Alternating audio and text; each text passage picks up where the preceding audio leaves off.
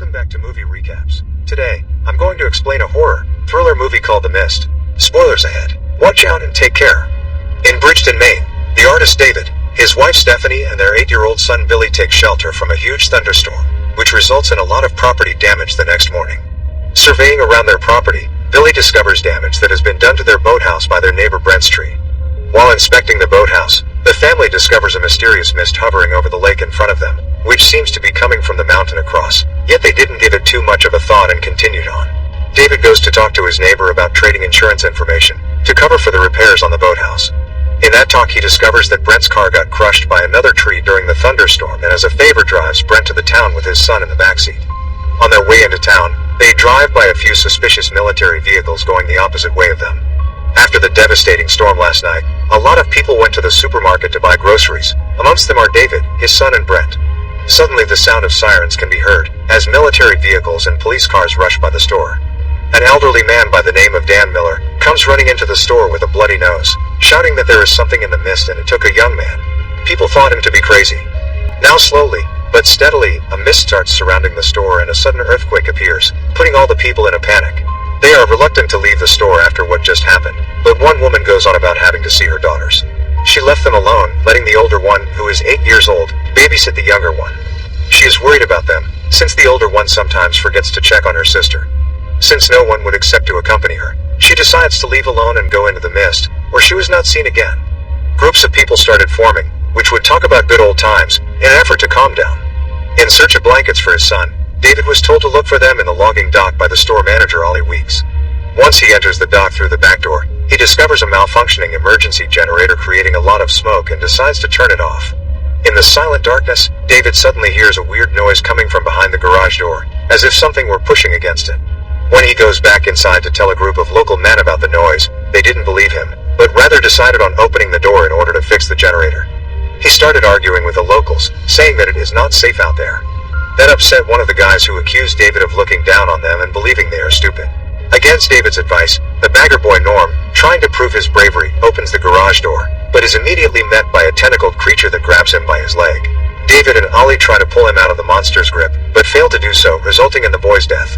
The others barely manage to drive off the creature and cut off one of its tentacles with an axe before closing the door. While discussing whether or not they should tell the truth to everyone else in the store, they realize that it is not as safe inside as they think. Even after telling the customers about what had just happened in the logging dock, they still wouldn't believe and just laughed it all off, as if it were a bad joke. Their opinions changed, however, after showing them proof in the form of the tentacle they managed to cut off.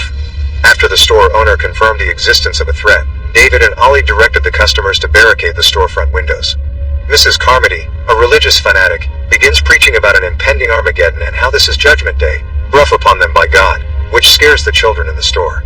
Annoyed by her arrogance, Amanda Dunphy, a teacher, steps up and slaps Mrs. Carmody to stop her from talking further nonsense.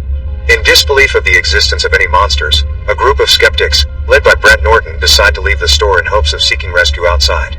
David tries to talk some sense into Brent, which ends up making his neighbor even angrier. Hoping to be able to obtain some weapons, one of the town locals volunteers to go out and try to retrieve a shotgun from Ambrose's truck. In order to find out how far he will manage to go, they decide to tie a rope around his waist. As the group walks into the mist, the rope starts to be pulled rapidly for some moments, before it stops completely. With silence and fear filling the room, David starts pulling the rope back inch by inch, already expecting the worst. At one moment, blood started appearing on the other side of the rope, revealing at its very end merely the lower part of the biker's body. The whole store gasped in awe, shielding the children's eyes from the horror they've just witnessed. Now that the people have seen proof, they start taking the threat seriously. In preparations for the night, some people put up lights all over the store, believing that the lights might scare the beasts away. Sadly, that trick only ends up attracting the creepy enormous flying insects. Slamming against the glass enough times, they manage to break the glass and swarm the store. Everyone starts panicking and running from the creatures, but some of them did so in vain. One of the wasp-like creatures flew directly into the store clerk Sally, stinging her in her neck.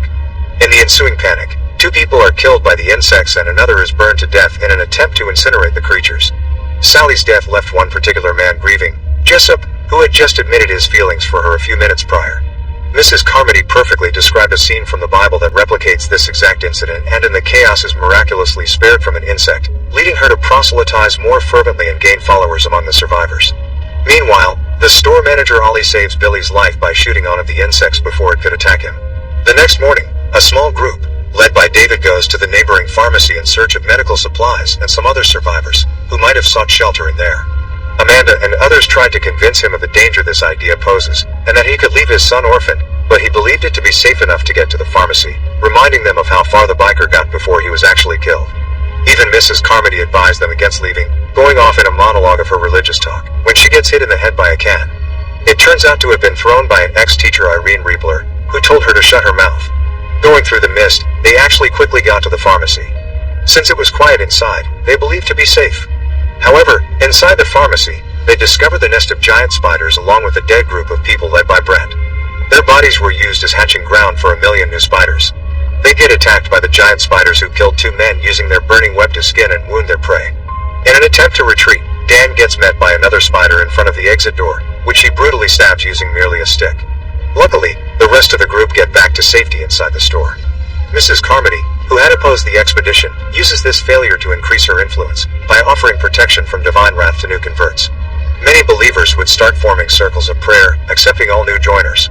David recalls the unusual last words of the deceased soldier in the pharmacy, which were "I'm sorry," which leads him to believe that the military has something to do with this catastrophe.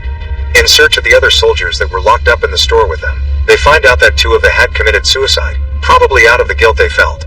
When confronted, the third soldier, Jessup, reveals that a government project to discover other dimensions was underway at the base, and that scientists may have opened a doorway into a dimension containing the creatures invading the town. In rage of finding out these news, Mrs. Carmody's followers stab Jessup and offer him as a sacrifice. They expel him from the supermarket, where he is immediately devoured by a giant praying mantis-like creature. After experiencing such traumatic scenes, David's son Billy asks his father to promise him not to let the monsters take him. The next morning, David and his group, which consists of Amanda, his son Billy, Ollie, Bud, Irene Riebler, and Dan Miller, prepare to leave the store to seek refuge from the crazy coven that has formed in the store. While everyone was still asleep, they try to go for the front door, but are met there by Mrs. Carmody. She claims to be God's vessel and preaches about God requiring a blood sacrifice to be pleased, portraying him as a monster. She demands that Billy be delivered as the next sacrifice. In the ruckus, David was ready to fight her in order to protect his son. However, Ollie guns her down first, in her rage of insanity. He goes on to threatening her traumatized followers into standing down, thus allowing the group to escape. Despite his best efforts, he and 2 others get devoured by the creatures, while trying to get to David's van. Luckily, at least Bud manages to run back inside the store.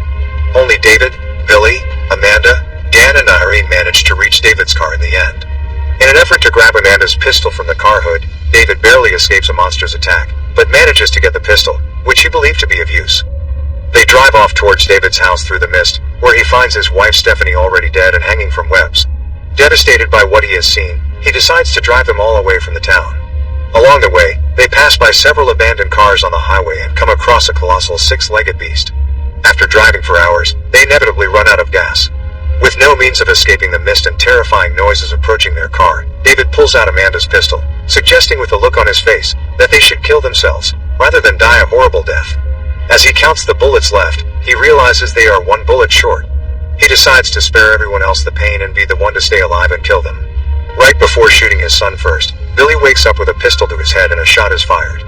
His wish to not be taken by the monsters had been fulfilled, for better or for worse.